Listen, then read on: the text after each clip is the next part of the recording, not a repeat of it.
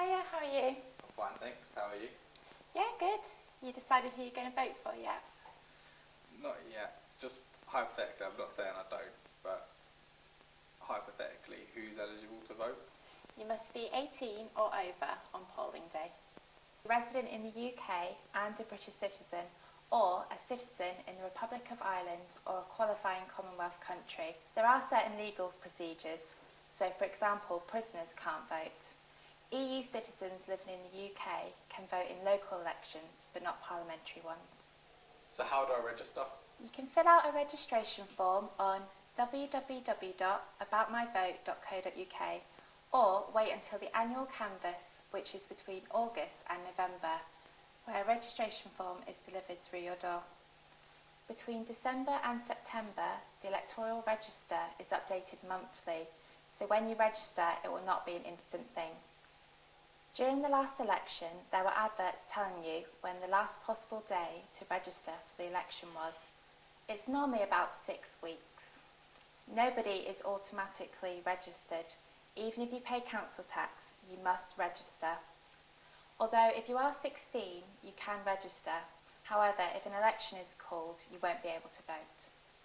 If you're already on the register, then you just need to complete a form saying the details are correct, or you can just email or text them. You need to register yearly, which is the point of the annual canvass. Registering for the first time can be done by filling out a registration form, but it gets much easier after that. You can just contact your local registry office. An election is called, what do I do? Check out the candidates. The electoral office will send you a polling card, and this has all the information you need on it, such as when and where to vote. You don't want to end up like Stephanie Flanders, who turned up a day early to a polling station and then complained on Twitter that it wasn't open. What about if I want to vote by post or by proxy? You can apply by proxy, but there has to be a valid reason. So, for example, you're on holiday or you're ill. You can also vote by a long-term proxy, but again, you need to have a valid reason. You have to apply for a proxy at least 6 working days before an election.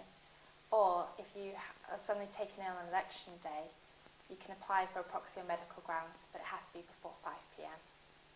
If you want to vote by post, then you have to fill in a postal registration form. The deadline to request one is 11 working days before election day. An ordinary postal vote is only valid for a single election, but you can register to have a permanent postal vote.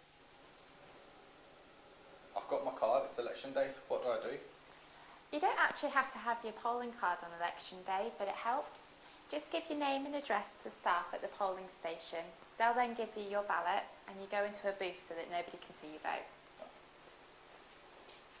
John Smith.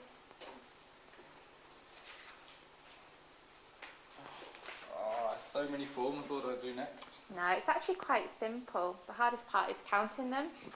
If it says mark an X next to your first and second choice, then just mark an X next to your first and second choice. Oh, okay.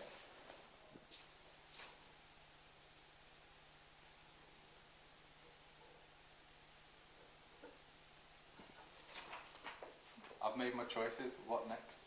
Fold the ballot in half and put it in the ballot box.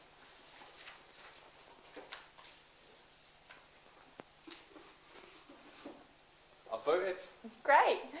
Now, even if the person or party you voted for doesn't win, you now have a licence to complain for the next 5 years.